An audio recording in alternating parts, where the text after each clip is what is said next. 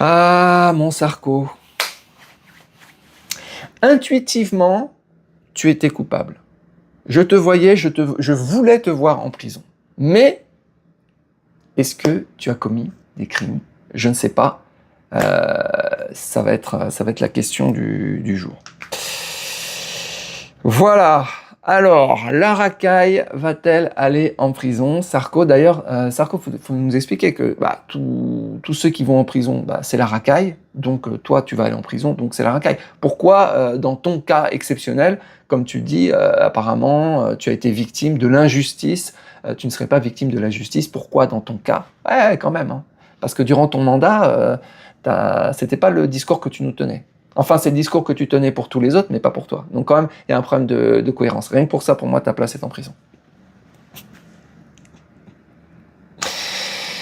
Alors, ta place aussi, là pareil, après je vais parler du fond, et ta place aussi est en prison parce que, étant donné que tu as menti durant tout ton mandat, tu avais dit que tu allais nous débarrasser, nous libérer de la racaille, carchériser les banlieues, etc. Et tu n'as absolument rien fait, de zéro. T'as menti aux Français, ta place est en prison, c'est normal. Voilà, alors tu avais déjà été condamné, tu étais déjà sous bracelet électronique, etc. Donc c'est quand même un criminel de longue durée. T'avais déjà, voilà, t'étais sous bracelet électronique. Alors là, dans cette histoire qui a duré des années et des années, on va pas la refaire, personne n'a rien compris de toute façon, à rien. Donc tu as été relaxé quand même, et ça c'est un point important, pour recel de détournement de fonds publics. Donc c'est-à-dire là, la justice a dit, on n'a rien trouvé, on n'a pas d'éléments de preuve en fait suffisantes pour le condamner. Tu as été relaxé aussi pour corruption passive et pour financement illégal de la campagne électorale. Donc là, ils ont dit, ils n'ont rien trouvé, ils n'ont même pas été capables de trouver des virements, etc. Donc là, il n'y a pas de preuve matérielle de rien. Et d'ailleurs, tu n'as pas été condamné sur des faits ou sur des preuves matérielles.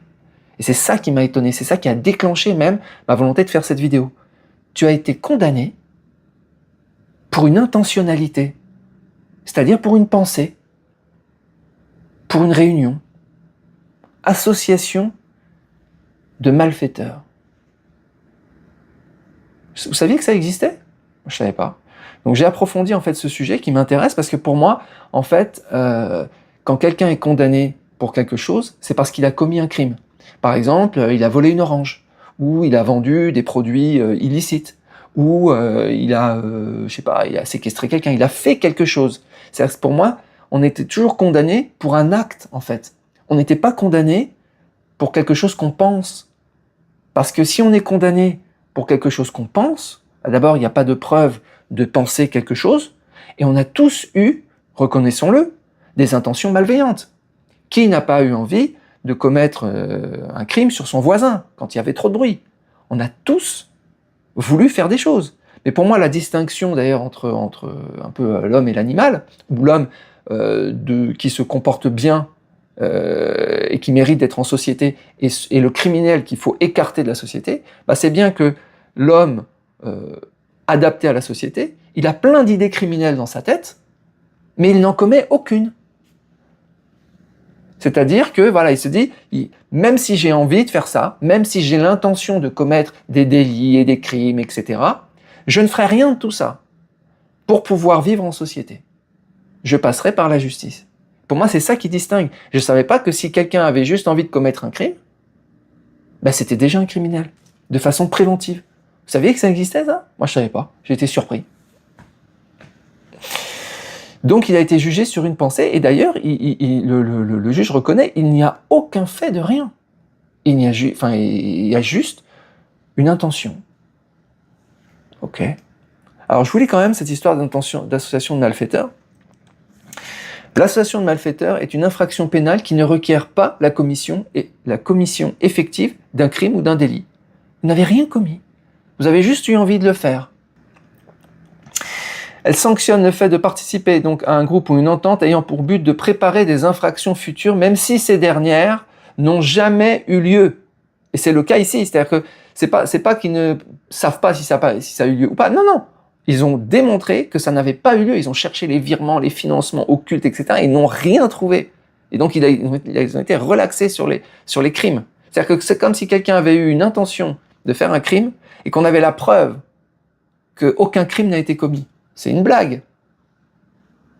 Je vois d'ailleurs les journalistes, hein, ils sont gênés parce qu'ils veulent pas critiquer les décisions de justice, etc. Et il y a des gens qui leur disent mais c'est une blague ce truc.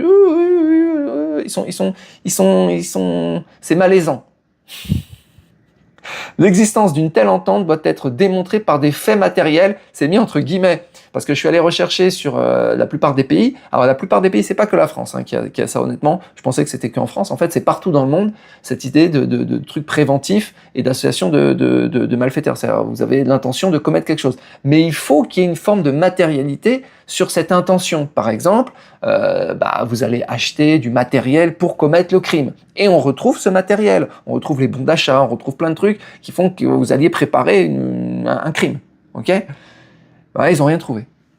Donc retrouver les faits matériels, la matérialité des faits pour préparer un crime qui n'aura jamais lieu, c'est un peu à géométrie variable suivant les pays. Il y a des pays où vraiment il faut apporter la preuve, et il y a des pays, c'est suivant le sens du vent, quoi. Comme une réunion, donc si vous avez une réunion avec un criminel, vous êtes en association de malfaiteurs. Voilà. Une réunion, l'achat de matériel, des échanges de communication. Donc là, ils ont retrouvé des petites notes, des petits gris bouillis, etc. Mais tu prends des notes de partout, tu fais des... Enfin, je veux dire, tout le monde a écrit des trucs dans son petit calepin, des trucs qui veulent dire n'importe quoi. Tu prends tous les carnets secrets, etc. Enfin, je sais pas si vous avez des carnets secrets, mais ça se faisait quand j'étais jeune. On écrit des trucs, hein, oui, je l'aime pas, machin, nan. Ah ouais, mais c'est quoi ? C'est l'intention de commettre un crime, non ? J'en ai un qui prouve la volonté du groupe de passer à l'acte. Alors, ils ont tous été condamnés, hein, Claude Guéant, machin, toute la clique. Hein. L'association des malfaiteurs est une infraction pénale définie par le Code français. Elle consiste en la participation à un groupement et une entente établie en vue de préparation et caractérisée par un ou plusieurs faits matériels, d'un ou plusieurs crimes ou délits punis d'au moins 5 ans. D'au moins 5 ans de prison. Alors, le truc que je me dis, alors là, c'est vraiment une question de juge. Je ne sais pas si des juges verront cette vidéo. Comment se fait-il qu'on punisse si sévèrement l'intentionnalité de commettre un crime qui n'aura jamais lieu, et que les crimes qui ont bien lieu par centaines par jour en France, comment se fait-il que vous ne les punissiez pas ? Tous les jours, dans les banlieues, vous avez des crimes. Vente de substances, machin, des insultes de partout, de trucs, des vrais crimes, avec une vraie matérialité, des vrais faits. Pourquoi vous ne faites rien ? Et vous punissez, vous allez jusqu'à punir une pensée, alors qu'il y a des vrais crimes dans le pays. C'est vraiment étrange quand même. Personnellement, je suis content qu'ils soient en prison. Mais au niveau... ça, c'est juste personnel, parce que j'aime pas trop, voilà. Je suis un peu déçu de ce qu'il a fait, arrête pas de mentir tout le temps, etc. Donc pour moi, ça fait du bien de le voir. Mais je sais qu'au fond de moi, il est condamné pour rien. Là. Pauvre, il n'a rien fait.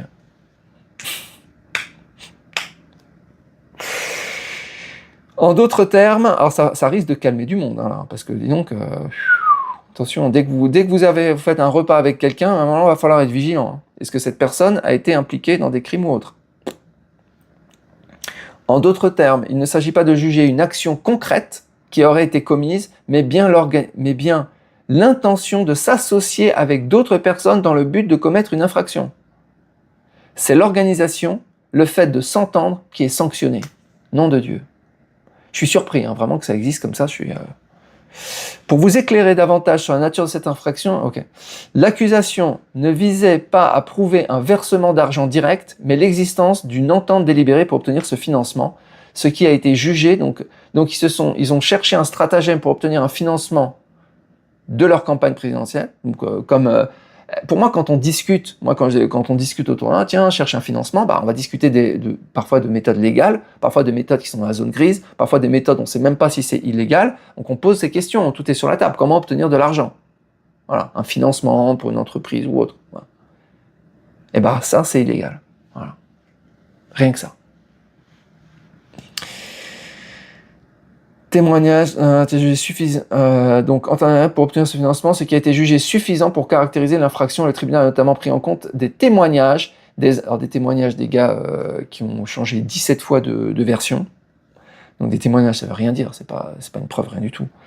des agendas et des notes qui ont établi la matérialité de ces échanges et de cette coordination.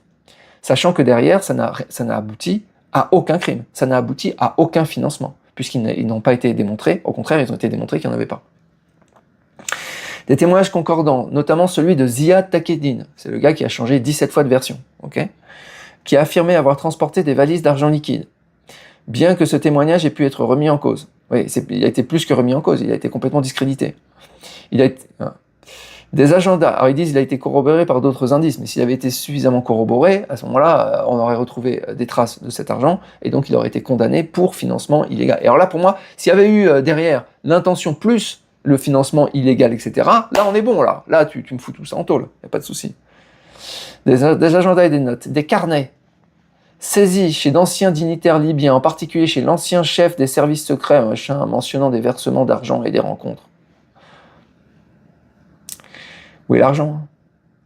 La matérialité de l'entente. Le tribunal a souligné que l'infraction ne nécessitait pas la preuve d'un financement illégal effectif. Vous vous rendez compte de cette phrase ? Mais bien d'une entente pour le commettre. Un repas, une discussion. C'est la préparation du délit matérialisé par des rencontres et des échanges qui a été sanctionnée. C'est sévèrement sanctionné. Donc 5 ans pour ça. Vous n'auriez pas pu trouver autre chose que ça. C'est vraiment faible, franchement. Le tribunal a ainsi estimé que même si les faits de corruption ou de financement illégal de campagne n'ont pas été prouvés, au-delà de tout doute raisonnable, donc il n'est pas condamné, il est innocenté là-dessus. L'existence d'une entente délibérée entre les différents programmes était, elle, avérée, constitutive de l'infraction. Pour moi, elle peut pas être avérée a posteriori quand tu sais qu'il n'y a pas eu de financement illégaux. Pour moi, c'est une preuve d'invalidité de l'intention. Voilà. Je sais pas ce que vous en pensez, mais bon. Donc là, tu vois, moi j'aimerais bien créer une nouvelle loi qui s'intitulera l'intention d'acharnement des juges. Parce qu'on pourrait aussi se dire, est-ce que les juges n'avaient pas décidé de condamner Sarko avant même qu'il soit jugé ? Auquel cas, si cette intentionnalité est vérifiée et véridique et matérielle, à ce moment-là, il faudrait peut-être juger les juges et les mettre en prison, non ? Ouais, tiens, ils n'ont pas prévu ça dans la loi. Il doit y avoir quelque chose. Intention de commettre un crime. Est-ce qu'il y a des carnets ? Il faudra aller perquisitionner les juges pour savoir s'il n'y avait pas des petites notes pour dire Sarko est un salaud, par exemple. Si on retrouve qu'ils avaient une petite animosité contre Sarko et qu'ils se sont réunis lors d'un repas pour critiquer ou rigoler de Sarko, il y a une intention de commettre un crime, c'est-à-dire de ne pas le juger correctement. Voire même, si on pousse un petit peu, on tire, si on regarde si les juges sont un petit peu communistes, d'un autre parti politique, on pourrait se dire finalement ils ont une dent contre Sarko. C'est là même une preuve d'une intention de ne pas le juger sur les faits, mais de le juger sur une intention. C'est malveillant. Ça se juge, ça aussi, non ? Les juges peuvent-ils être jugés si on juge bien les présidents ? On peut juger tout le monde, non ? Je vous souhaite une très bonne journée, je vous dis à bientôt. Ciao.